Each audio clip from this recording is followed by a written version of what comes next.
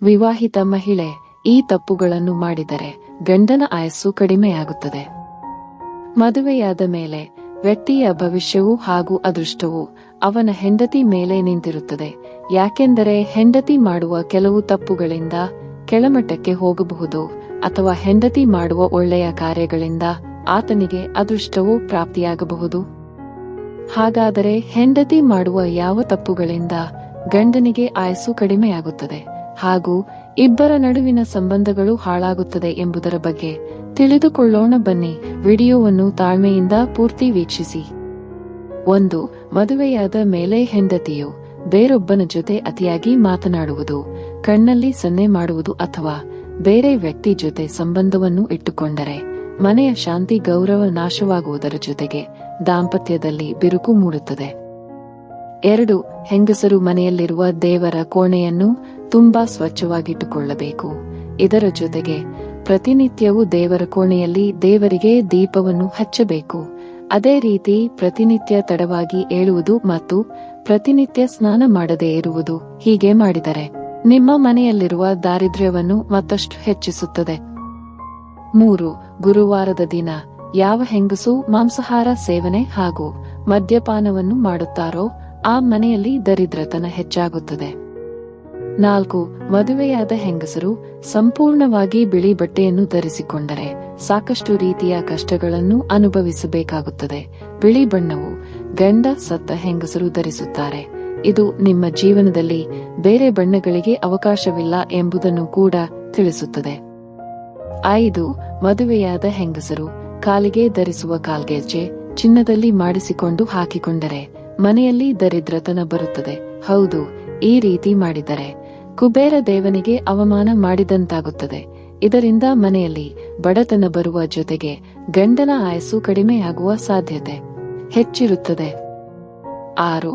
ಮದುವೆಯಾದ ಹೆಂಗಸರು ಯಾವುದೇ ಕಾರಣಕ್ಕೂ ಕುಂಕುಮವನ್ನು ಇಟ್ಟುಕೊಳ್ಳದೆ ಯಾವುದೇ ಕಾರಣಕ್ಕೂ ಮನೆಯಿಂದ ಹೊರಗೆ ಹೋಗಬಾರದು, ಹಾಗೆ ಮನೆಯಲ್ಲಿ ಇರಬಾರದು.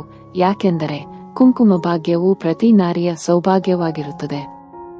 7. ತಲೆಯ ಕೂದಲನ್ನು ಬಿಟ್ಟಿಕೊಂಡು ಅಡುಗೆ ಮನೆಗೆ ಪ್ರವೇಶಿಸಬಾರದು ಹಾಗೂ ಅಡುಗೆಯನ್ನು ತಯಾರು ಮಾಡಬಾರದು. ಇದರಿಂದ ನಕಾರಾತ್ಮಕ ಶಕ್ತಿಗಳು ಹೆಚ್ಚಾಗುತ್ತದೆ. ನೀವು ಮಾಡುವಂತಹ ಅಡುಗೆಯನ್ನು ಸೇವಿಸುವ ವ್ಯಕ್ತಿಗಳಿಗೆ ಆಯಸ್ಸು ಸಿಗುವುದಿಲ್ಲ, ಕಡಿಮೆಯಾಗುತ್ತದೆ.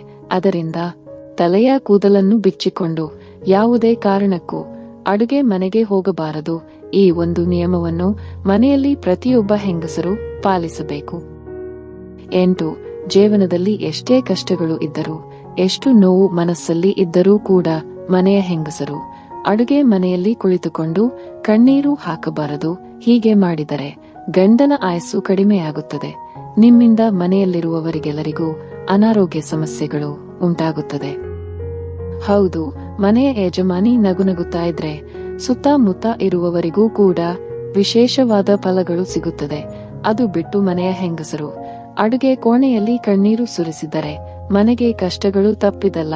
ನಿಮ್ಮ ಕಷ್ಟಗಳಿಗೆ ಸ್ಪಂದಿಸುವ ಜನರೊಂದಿಗೆ ಹಂಚಿಕೊಳ್ಳಿ. 9. ಅಡುಗೆ ಕೋಣೆಯಲ್ಲಿ ನೀವು ಅಡುಗೆ ಮಾಡಿದ ನಂತರ ಪಾತ್ರೆಯಲ್ಲಿ ಇರುವ ಆಹಾರ ಪದಾರ್ಥಗಳು ಖಾಲಿಯಾದ ಮೇಲೆ ಯಾವುದೇ ಕಾರಣಕ್ಕೂ ಖಾಲಿ ಪಾತ್ರೆಗಳನ್ನ ಗ್ಯಾಸ್ ಸ್ಟವ್ ಮೇಲೆ ಹಾಗೆ ಇಡುವುದಕ್ಕೆ ಹೋಗಬೇಡಿ. ಹೀಗೆ ಮಾಡಿದರೆ ನಿಮ್ಮ ಗಂಡನ ಆಯಸ್ಸು ಕಡಿಮೆ ಆಗುತ್ತಾ ಹೋಗುತ್ತೆ. ನೀವು ಅಡುಗೆ ಮಾಡುವ ಒಲೆ ಅಥವಾ ಸ್ಟವ್ ಅದನ್ನು ಮೊದಲು ಗೌರವದಿಂದ ಭಕ್ತಿಯಿಂದ ವಿಶೇಷವಾಗಿ ಪೂಜೆ ಮಾಡಿ ಅಡುಗೆ ತಯಾರಿಸಬೇಕು. ಅಡುಗೆ ಮಾಡಿದ ಆಹಾರ ಪದಾರ್ಥಗಳು ಖಾಲಿಯಾದ ಮೇಲೆ ಆ ಖಾಲಿ ಪಾತ್ರೆಗಳನ್ನು ಸ್ಟವ್ ಮೇಲೆ ಹಾಗೆಯೇ ಇಡಬಾರದು. ಇದರಿಂದ ಮನೆಯಲ್ಲಿ ಕಷ್ಟಗಳು ಹೆಚ್ಚಾಗುತ್ತಾ ಹೋಗುತ್ತದೆ. ಆರ್ಥಿಕ ಸಮಸ್ಯೆಗಳು, ಅನಾರೋಗ್ಯ ಸಮಸ್ಯೆಗಳು ಹೆಚ್ಚಾಗುತ್ತೆ. ಮನೆಯಲ್ಲಿ ಯಾವಾಗಲೂ ಕಿರಿಕಿರಿಗಳು ಉಂಟಾಗುತ್ತದೆ. ಮನಸ್ಸಿಗೆ ನೆಮ್ಮದಿ ಇರುವುದಿಲ್ಲ. ಪ್ರತಿಯೊಬ್ಬ ಹೆಂಗಸು ಈ ಮೇಲಿನ ಎಲ್ಲಾ ನಿಯಮಗಳನ್ನು ಪಾಲಿಸಿದರೆ ಉತ್ತಮ. ಈ ವಿಚಾರಗಳು ಖಂಡಿತವಾಗಿಯೂ ನಂಬಿಕೆಗೆ ಸಂಬಂಧಪಟ್ಟ ವಿಚಾರಗಳು. ಸ್ನೇಹಿತರೆ, ಈ ಮಾಹಿತಿ ನಿಮ್ಗೆಲ್ಲ ಇಷ್ಟವಾಗಿದೆ ಎಂದು ಭಾವಿಸುತ್ತೇನೆ. ಇಷ್ಟವಾಗಿದ್ದರೆ ಲೈಕ್, ಕಾಮೆಂಟ್ ಹಾಗೂ ಶೇರ್ ಮಾಡಿ. ಇದುವರೆಗೂ ಸಬ್ಸ್ಕ್ರೈಬ್ ಮಾಡಿಲ್ಲ ಅಂದ್ರೆ ಸಬ್ಸ್ಕ್ರೈಬ್ ಮಾಡಿ. ಕೇಳಿದ್ದಕ್ಕಾಗಿ ಧನ್ಯವಾದಗಳು.